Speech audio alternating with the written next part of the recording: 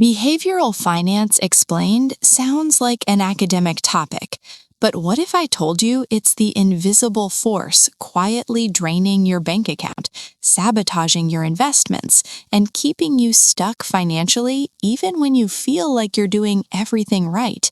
What if the reason you're not making progress with money has nothing to do with how much you earn, how smart you are, or how hard you work, but everything to do with how your brain reacts to money under pressure? Most people believe money mistakes come from lack of information, but the truth is far more uncomfortable. The biggest financial mistakes are made by people who already know better. They happen not because of ignorance, but because of human psychology. And unless you understand how behavioral finance works, you'll keep repeating the same money patterns while wondering why nothing changes. Behavioral finance is the study of how emotions, biases, habits, and mental shortcuts influence financial decisions. Traditional finance assumes humans are rational, logical, and disciplined. Behavioral finance exposes the reality. Humans are emotional, inconsistent, and deeply influenced by fear, greed, social pressure, and past experiences. And the most dangerous part is that these influences don't feel irrational when you're inside them. They feel justified. They feel normal. They feel like common sense. That's why so many people lose money doing things they fully believed were the right decisions at the time. One of the most common behavioral finance mistakes is loss aversion. This is the tendency to feel the pain of losing money more intensely than the pleasure of gaining the same amount.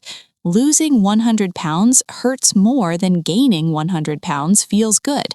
Because of this, people hold on to losing investments far too long, hoping they'll bounce back, while selling winning investments too early just to lock in a small gain. On paper, this makes no sense, but emotionally, it feels safe. It feels like avoiding pain. In reality, it quietly destroys long-term wealth. Loss aversion also shows up outside investing. People stay in jobs they hate because the fear of losing a steady paycheck feels worse than the potential upside of a better opportunity. They avoid budgeting because confronting spending habits feels uncomfortable. They delay financial decisions because the possibility of making a wrong move feels scarier than making no move at all. Behavioral finance teaches us that doing nothing is often the most expensive decision, yet our brains consistently choose it because it feels emotionally safer. Another powerful bias is confirmation bias. This is when you actively seek information that confirms what you already believe and ignore anything that challenges it. In money terms, this is how people convince themselves a bad investment is actually a good one. They follow voices that agree with them, watch videos that support their position, and dismiss warnings as negativity.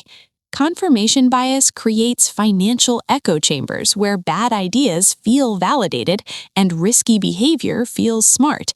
It's not that people don't encounter opposing information, it's that they emotionally reject it before it has a chance to change their behavior. Closely related is overconfidence bias. Many people believe they are above average with money, above average at spotting opportunities, and above average at avoiding mistakes.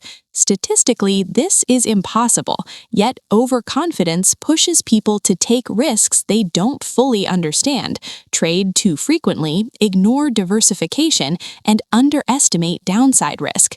Overconfidence feels like intelligence, but in behavioral finance, it's one of the most expensive illusions. It leads people to believe they can time the market, beat professionals, or predict outcomes that are fundamentally uncertain. Then there's herd behavior, one of the most dangerous forces in finance. Humans are social creatures. We are wired to follow the group, especially under uncertainty. When everyone around you is buying, it feels safe to buy. When everyone is panicking, it feels dangerous to stay calm. Herd behavior explains bubbles, crashes, and viral financial trends. People don't jump in because they've carefully analyzed the fundamentals. They jump in because not jumping in feels like missing out, being left behind, or being wrong while everyone else is right. This is where fear of missing out becomes a financial weapon against you. FOMO convinces people to buy at the top, chase hype, and abandon long-term strategies for short-term excitement. It convinces them that this opportunity is different, that waiting is risky, and that hesitation equals failure. Behavioral finance shows that FOMO is rarely about opportunity and almost always about emotion, and emotions make terrible financial planners. Another subtle but destructive bias is mental accounting. This is when people treat money differently depending on where it comes from or how it's labeled. A tax refund feels like free money, so it's spent carelessly. A bonus feels like a reward, so it's justified to splurge. Meanwhile, regular income is treated more cautiously. In reality, money is money. Every pound has the same value and opportunity cost, but mental accounting tricks people into making inconsistent decisions that undermine long-term goals. Anchoring is another hidden trap. This happens when you rely too heavily on the first piece of information you encounter. If you hear a stock was once worth a certain price, that number becomes a reference point, even if it's irrelevant. If a house was once cheaper, the current price feels unfair, even if market conditions have changed. Anchors distort judgment and make people cling to outdated benchmarks that no longer reflect reality. Behavioral finance also explains why people struggle with delayed gratification. The human brain is wired to prioritize immediate rewards over long-term benefits. This made sense when survival depended on quick decisions, but in modern finance, it leads to overspending, underinvesting, and chronic short-term thinking. Saving feels boring because the reward is distant. Spending feels good because the reward is immediate. Without systems in place, your brain will almost always choose now over later, even when later is objectively better. One of the most damaging psychological traps is identity-based money behavior. Many people don't just make financial decisions, they defend them as part of who they are. Someone might identify as bad with money, not an investor, or someone who enjoys life now. These identities quietly shape behavior and limit growth. Behavioral finance shows that when money decisions are tied to identity, logic becomes secondary. Challenging the decision feels like challenging the person.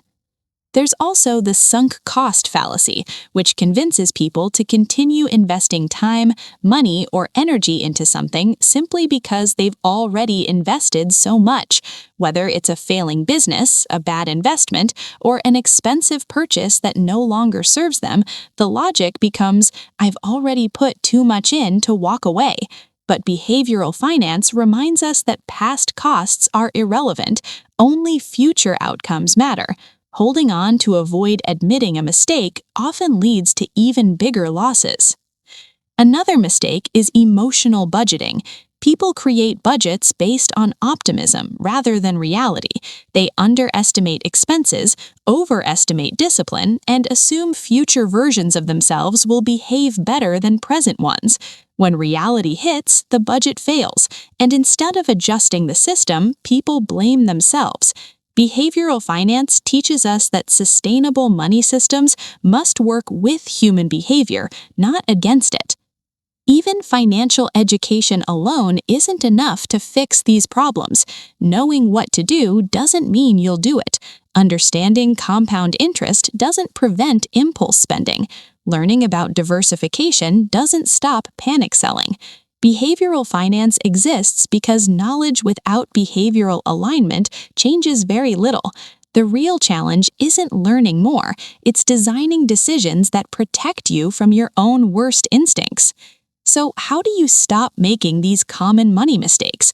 The first step is awareness. You can't outsmart biases you refuse to acknowledge. The The second step is building systems that remove emotion from decisions, automating savings, investing regularly, limiting access to impulsive spending, and setting rules in advance all reduce the power of momentary feelings. The third step is slowing down. Most financial mistakes happen under urgency. Creating space between impulse and action changes outcomes dramatically. It's also crucial to shift from outcome-based thinking to process-based thinking. Instead of judging decisions solely by results, judge them by whether they followed a sound process. A good decision can have a bad outcome, and a bad decision can occasionally look good. Behavioral finance focuses on improving decision quality, not chasing perfect results. Most importantly, understand that struggling with money doesn't mean you're broken. It means you're human. The goal isn't to eliminate emotion from financial decisions. That's impossible. The goal is to recognize it, anticipate it, and design your financial life in a way that makes the right choice the easiest. Behavioral finance doesn't judge you for past mistakes. It explains them. And once you understand why you make the choices you make, you gain the power to change them, not through willpower alone, but through structure, awareness, and intentional design. This is how people quietly improve their financial lives without chasing trends, predicting markets, or relying on motivation that eventually fades. If this video helped you see your money behavior differently, don't let the insight stop here. Take action. Subscribe to the channel for more deep dives into finance, psychology, behavioral money mistakes, and practical ways to build financial clarity without hype. Like this video so it reaches others who are struggling silently, and share it with someone who keeps saying they know what to do but can't seem to do it. And most importantly, pause after this video and ask yourself one honest question.